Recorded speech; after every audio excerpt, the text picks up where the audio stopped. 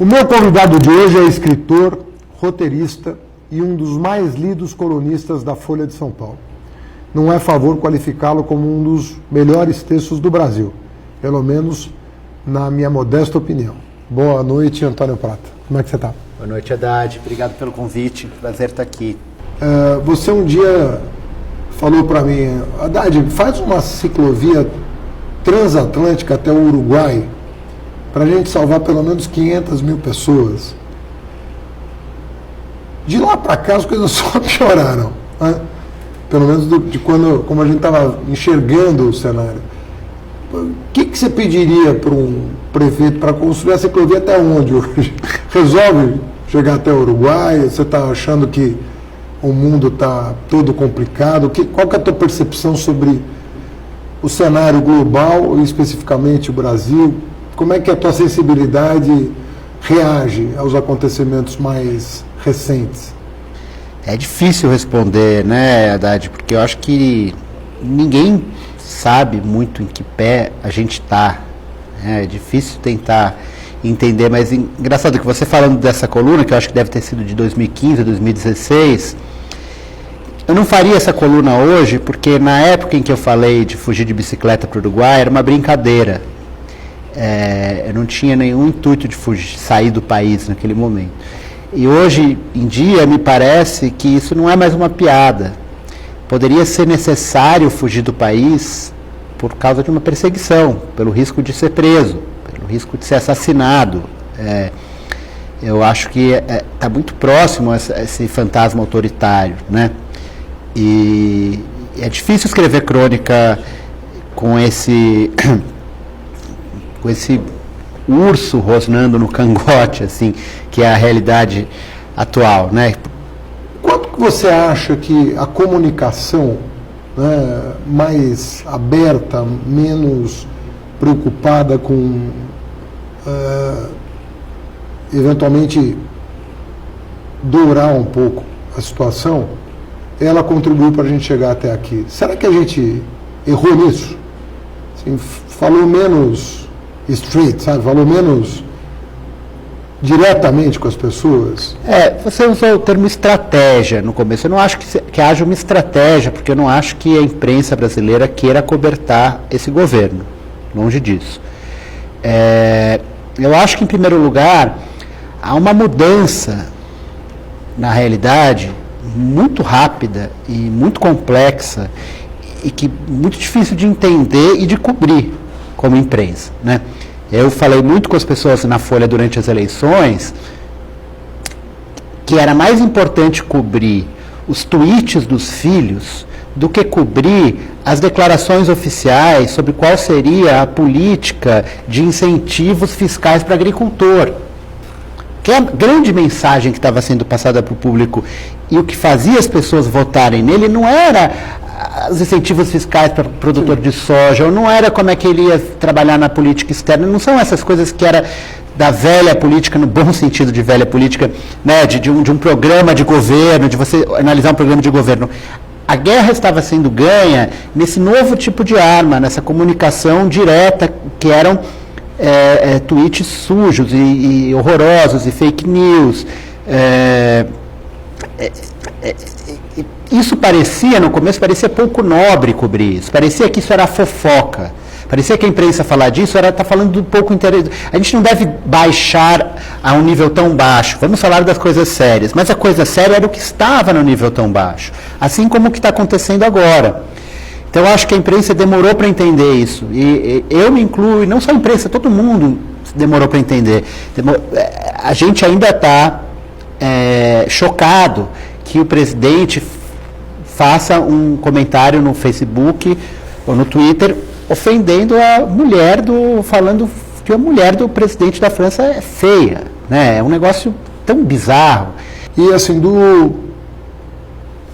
Brasil pós-88, né, você se sentiu mais à vontade em algum momento? Você sentiu esperança de um país mudando? Você está menos esperançoso hoje do que você já esteve? E por quê? Eu não me sentia esperançoso no Brasil pós-88, enquanto ele discorria, até eu ver o que virou o Brasil pós-2016. Uma espécie de esperança retorno. Era feliz e não sabia, digamos assim. Hoje eu vejo que o Brasil melhorava. Uma coisa que eu sempre bati na tecla nas semelhanças que tinha entre o governo PSDB e o PT e o PSDB, na burrice do antagonismo do PT e do PSDB. O que a gente vive hoje é resultado do PT e do PSD, dos social-democratas não terem conseguido se unir, e terem que se unir a cobras e perderem depois o manejo dessas cobras, essas cobras comerem eles, né? Então, eu vejo que era muito agoniante, porque a mudança era muito lenta, né? O Brasil é um país muito injusto, né? Muito nefasto.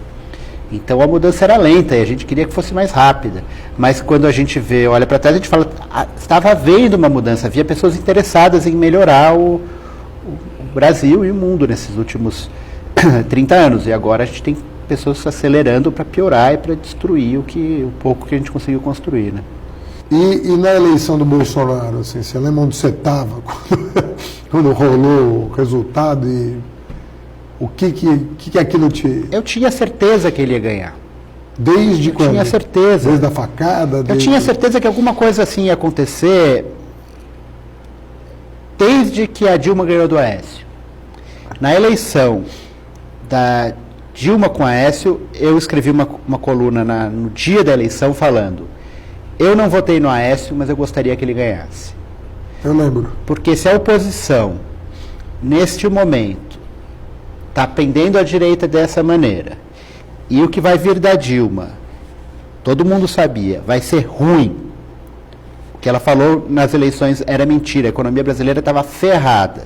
Ela foi lá e botou Joaquim Levy. A direita brasileira vai ser cozinhada num banho-maria durante esses 4 anos e vai ficar com ódio, e com ódio, e com ódio, e vai eleger alguém como Bolsonaro. Eu escrevi isso. Bolsonaro vai vir no ombro... Semanas depois, né, de 2014, né? Eu escrevi no dia da eleição. No dia da eleição. Eu lembro dessa coluna. Porque era óbvio. Havia um ódio à esquerda brasileira histórico, que sempre houve.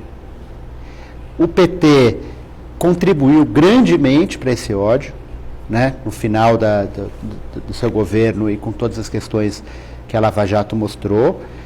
E insistiu no erro ali. Naquele momento eu queria muito que o Aécio ganhasse. Se o Aécio ganhasse, não ia fazer sentido um cara como Bolsonaro. Se medidas liberais tivessem sido colocadas dentro da democracia, não ia fazer sentido esse discurso raivoso, nefasto que a gente está vivendo agora, né? Então eu estava sofrendo o luto da eleição do Bolsonaro há muito tempo já. E para mim desde 14. Desde 14, Foi só confirmação disso. Né? Você vê, parece que tem um núcleo no governo Bolsonaro mais expressivo. É óbvio que é um reflexo do pensamento dele próprio, dos filhos, do Olavo de Carvalho. Eu queria depois saber se você leu alguma coisa do Olavo de Carvalho. Mas o fato é que parece que alguns ministérios têm um alinhamento ideológico com essa narrativa mais extravagante, vamos chamar assim. E eu queria saber se você concorda com isso. Parece que meio ambiente, educação, direitos humanos e relações exteriores compõem um quadro ideológico que, de alguma maneira, tem sido a expressão do que é esse governo. Estou dizendo que é o governo todo. De alguma maneira, ele parece um núcleo mais representativo desse pensamento, que, se é que pode se chamar assim, do que está sendo discutido no dia a dia. Quando a gente discute perseguição a líderes comunitários, ou a professores, ou a escolha de reitores, ou a comunidade LGBT, ou a questão da Amazônia, ou na nossa interface com o mundo, esse núcleo parece que tem uma... Ele está mais coerente com a narrativa presidencial do que o governo, que as pessoas nem sabem muito bem se está funcionando ou não, porque isso não é assunto. Mas foi isso que ele vendeu né? Disso ele não pode ser acusado de estelionato eleitoral. Foi isso que ele prometeu, e é isso que ele promete há 30 anos, há 40 anos, 27 anos, né, que ele teve de deputado. É isso que ele fala, é isso que ele sempre falou. Qual a surpresa? Né? Qual a surpresa? Ele volta ao Brian Winter lá, por que vocês não estão ouvindo o que ele está falando? Ele fez uma carreira em cima disso, uma carreira em cima do ódio, uma carreira em cima da intolerância. O discurso dele na Paulista, na semana antes de ganhar, quando ele ameaçou botar você na cadeia, e eu também, porque eu indiretamente, ele falou, nós todos, todo mundo que seja contra esse governo, pode, saindo do Brasil ou indo para a Ponta da Praia, e no momento que eu ouvi, eu achei que Ponta da Praia era para o exílio, para pegar um barco, e depois eu descobri que a Ponta da Praia era onde a Marinha, o Exército no Rio de Janeiro matava os oponentes políticos, ou seja, na semana anterior à eleição, ele falou que ou a gente saía do país, ou a gente ia ser assassinado como as pessoas foram assassinadas durante a ditadura. Qual é a surpresa, né? É isso, ele é isso. Então, agora a gente tem que acreditar e trabalhar para que as nossas esgarçadas, parcas e infames instituições segurem, né? Porque esse negócio, as instituições estão funcionando. Então, as instituições brasileiras sempre funcionaram. Olha o que é o Brasil, o país mais desigual e mais injusto do mundo, né? As nossas instituições são ridículas, instituições que mantêm a vergonha que é o Brasil há 500 anos. Agora, a gente tem que se agarrar nisso e tentar segurar, fazer com que ele não consiga nos matar. É difícil escrever? Atualmente? É mais difícil escrever ou é mais fácil? É mais difícil. É mais difícil, né? É muito mais difícil porque, em primeiro lugar... Porque não falta assunto, por isso que eu estou perguntando, né? E é paradoxal, né?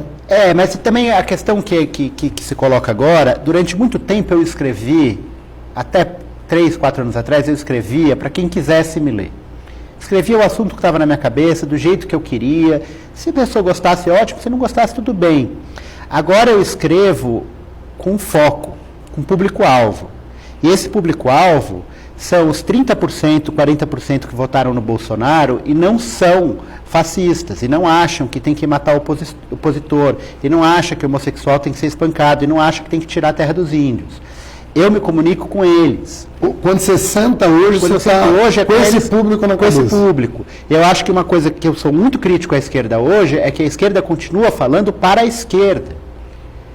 E não, os 30% desse, então tem 30% Lula livre, tem 30% queimem a Amazônia, e tem 40% aqui que são as pessoas que votaram no Bolsonaro e não são horrorosas. São as pessoas que eram antipetistas, que não queriam e que queriam outra coisa. Solução. E com essas pessoas a gente tem que se comunicar. Quando eu escrevo hoje é para elas que eu falo. E também falo para a esquerda, para brigar com a esquerda. Para falar, olha, não vai ser com o discurso Lula livre que vocês vão trazer de volta essas pessoas que votaram no Bolsonaro. Então eu tento falar com a esquerda, que é mais a minha bolha, e alertando no que eu acho que é importante, e falar com esses, digamos, indecisos. Porque o que acontece é que esses 40% olham para as coisas do Bolsonaro, ficam horrorizados e arrependidos de terem votado no Bolsonaro, mas olham para a esquerda e veem a Gleisi indo na posse do Maduro. Entendeu? E aí acreditam que com o PT o Brasil ia virar uma Venezuela. Não ia nada. O PT cometeu milhares de erros. Mas o Lula fortaleceu as instituições, o Ministério Público e a Polícia Federal, que acabaram prendendo ele. É o contrário da Venezuela. Mas quando a Gleisi vai à posse do Maduro, não dá para discutir com a pessoa que votou no Bolsonaro. Entendeu? E nesse teu diálogo que é mediado com esse público, você sente, de 6 meses para cá, mais abertura para que as pessoas se rendam a determinados argumentos? Ou você acha que ainda as pessoas estão muito travadas nas suas posições originais? Eu sinto.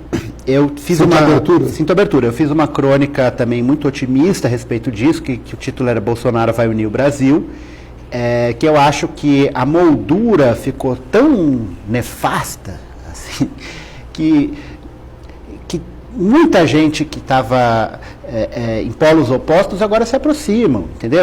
Assim, a distância que tem entre o Boulos e o Armínio Fraga é essa, e a que os dois têm do Bolsonaro é essa.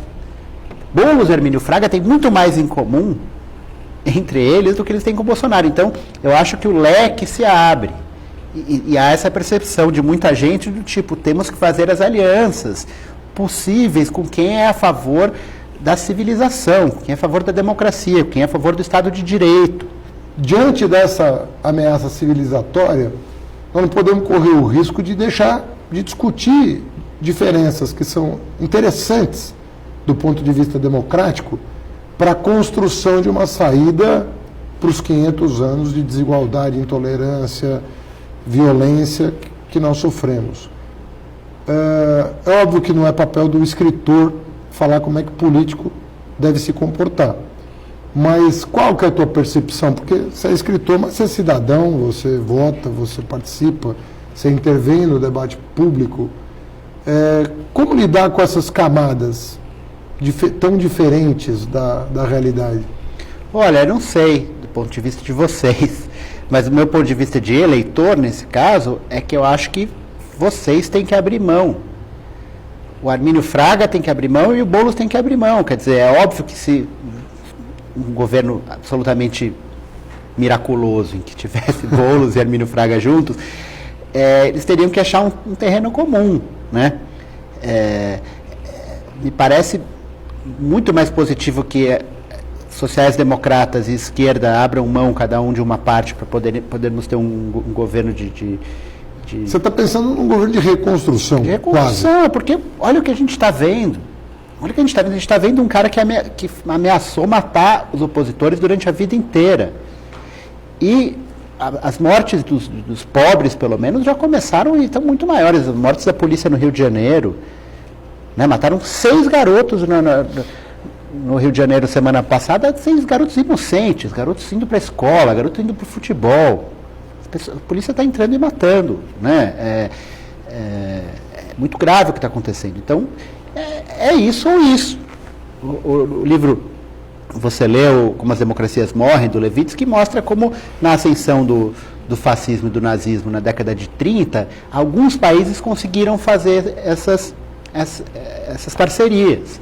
Então, sociais-democratas se juntaram aos socialistas, partidos de democracia cristã se juntaram à esquerda, houve ajustes ali para que pessoas que topassem o pacto democrático não se juntassem àquelas que pensavam mais parecido com elas em termos políticos, mas topavam a barbárie, né?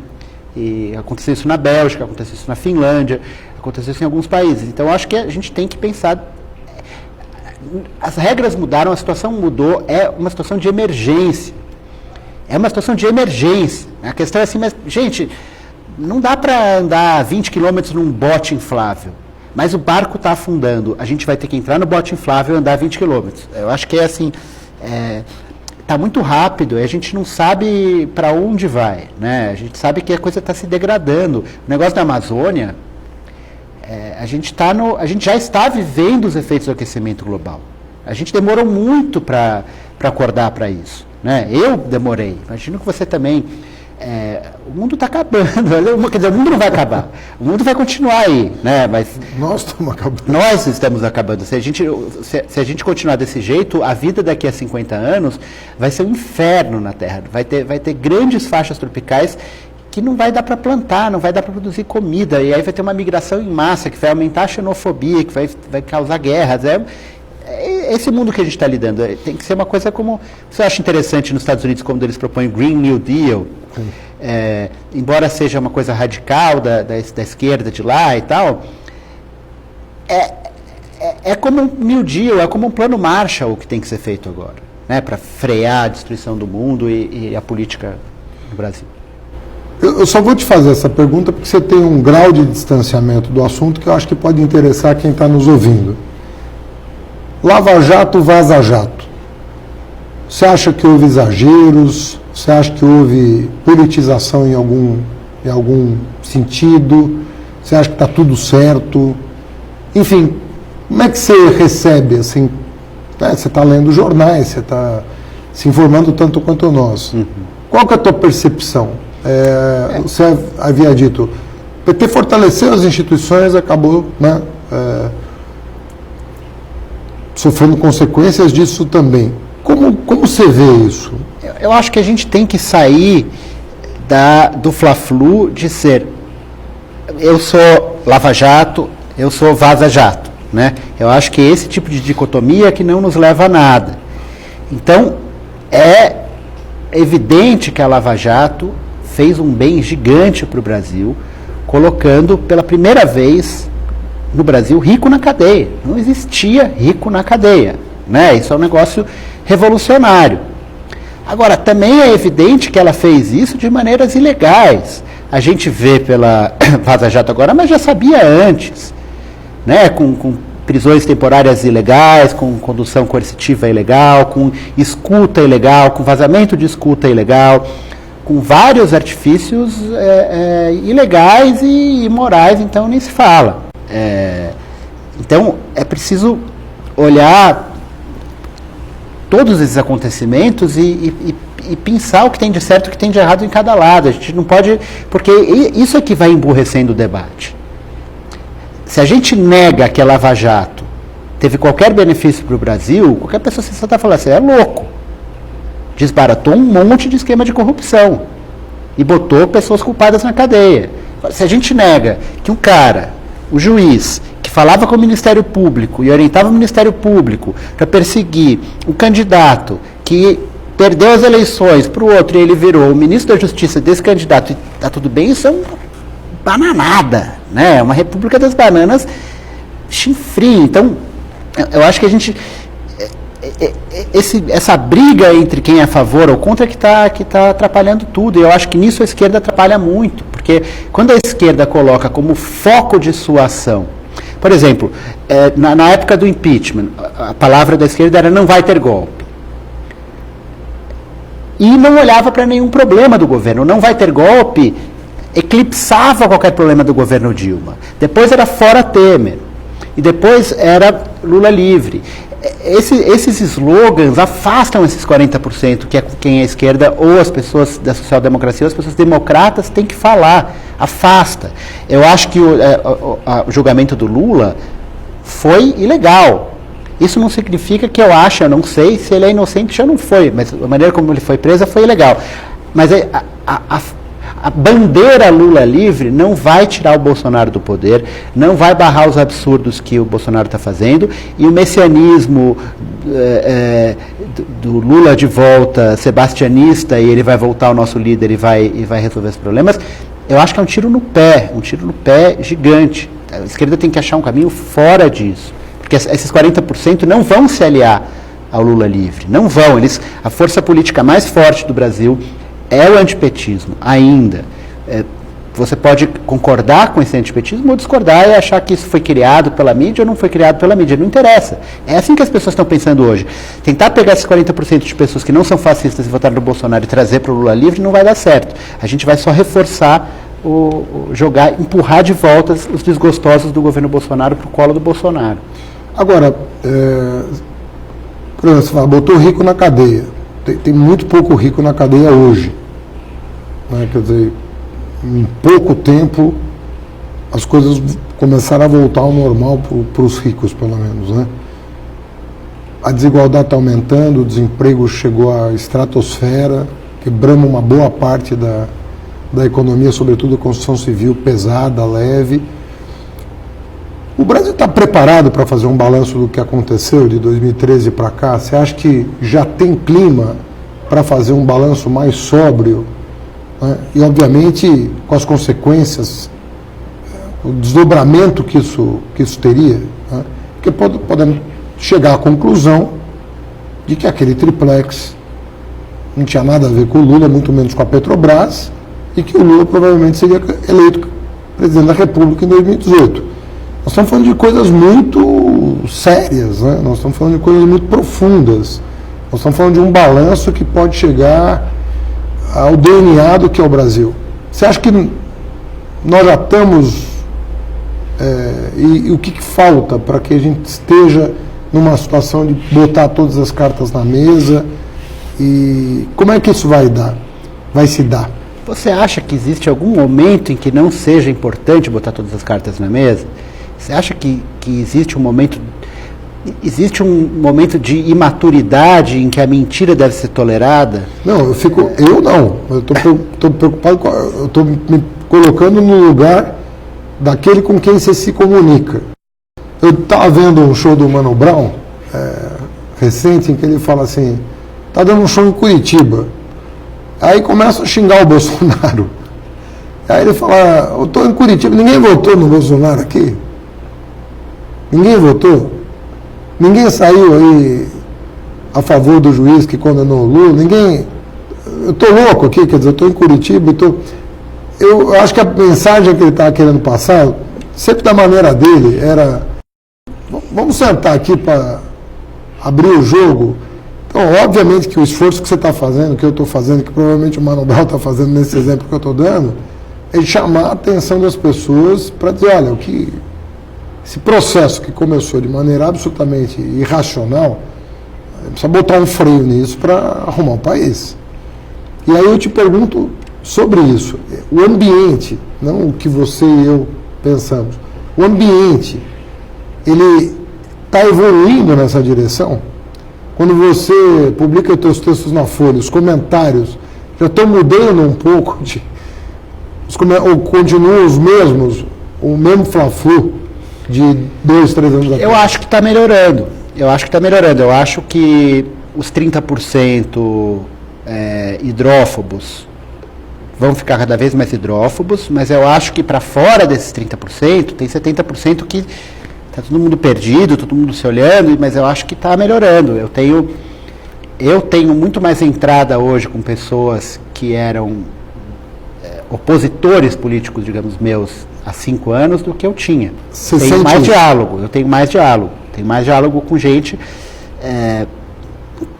Parece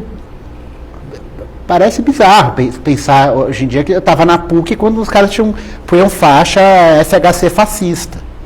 Entendeu? FHC fascista, Fernando Henrique fascista.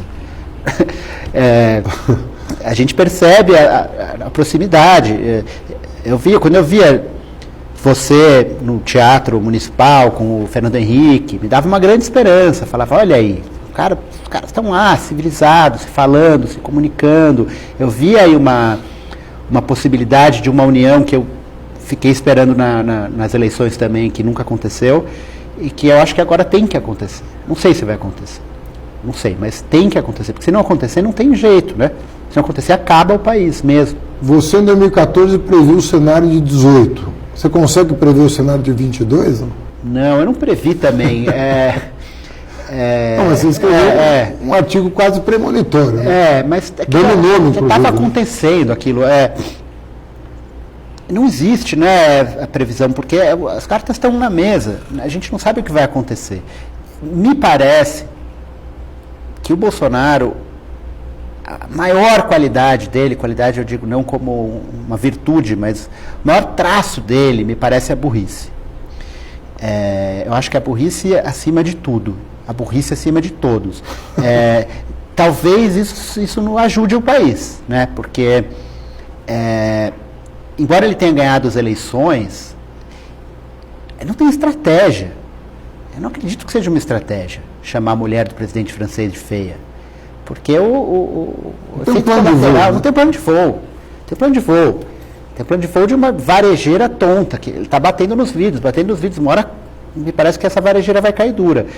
Agora, quando essa varejeira cai dura, tem que ter uma alternativa boa, né? E acho que esse é o nosso papel, é criar alternativa. O que nós oferecemos ao povo brasileiro? O que a gente oferece ao país? O que a gente pode fazer diferente para trazer as pessoas de volta e levar o país para um lugar? E aí eu acho que tem muita gente que tem que se unir, que nunca se uniu, tem que se unir. Para terminar, a gente inverte a situação e faz como deveria ter sido desde o começo, eu te entrevistando, e não o contrário. Mas o Brasil está tão de pernas para o ar que você me entrevistou. Eu queria saber de você, como você vê o Brasil em 2022 e O que você está fazendo e você acha que pode ser feito para tirar a gente desse buraco? Olha, Antônio, a política, ela combina ciência e arte de uma maneira muito particular, porque você procura aprender a realidade, procura saber os dados, o que está acontecendo, as oportunidades, mas tem uma dimensão criativa da política que eu acho que ela é a parte mais fascinante. Então, quem gosta de política gosta muito dessa dimensão criativa e sempre acha que tem um jeito de resolver para melhor a vida das pessoas. Então, é inerente à atividade política aquilo que se chamava de otimismo na ação. Pode ser o cara mais pessimista em relação ao quadro que você está olhando, mas o otimismo na ação está no DNA de quem gosta da política. Política no sentido mais nobre do termo, tanto quanto a ciência, tanto quanto a arte, que é a dimensão criativa da atividade humana em torno da interação entre as pessoas, que é isso que é a política. Então, eu nunca vou estar numa situação em que eu não veja saída, né? Eu acho que o Brasil, eu acho um país incrível. E eu vejo que tem uma galera nova no Brasil, que chegou na universidade, que assumiu protagonismo. Eu acho que esse povo é que vai fazer o novo desenho do Brasil. Eu acho que é o negro, a mulher negra, é o favelado, que hoje está numa universidade, que hoje está com... Eu acho que esse pessoal que tem que ser ouvido, porque é de lá que vai sair a energia regeneradora. Eu não acredito em fim da história, não acredito em nada disso. Eu acredito em forças regeneradoras, porque a vida se regenera. E eu tenho muita fé de que esse trabalho que foi feito de ampliar a oportunidade, sobretudo na educação superior, vai gerar um caldo novo. Então, tenho muita fé. Obrigado, Fernando Haddad. Obrigado, Antônio Prata. É um prazer falar com você. Te agradecer aí que você torna as nossas semanas mais leves com o teu texto. Muito obrigado, foi um prazer. Tomara que eu volte aqui numa situação mais leve e que a gente possa olhar para trás e falar que bom que a gente saiu daquele buraco. Isso aí. Obrigado.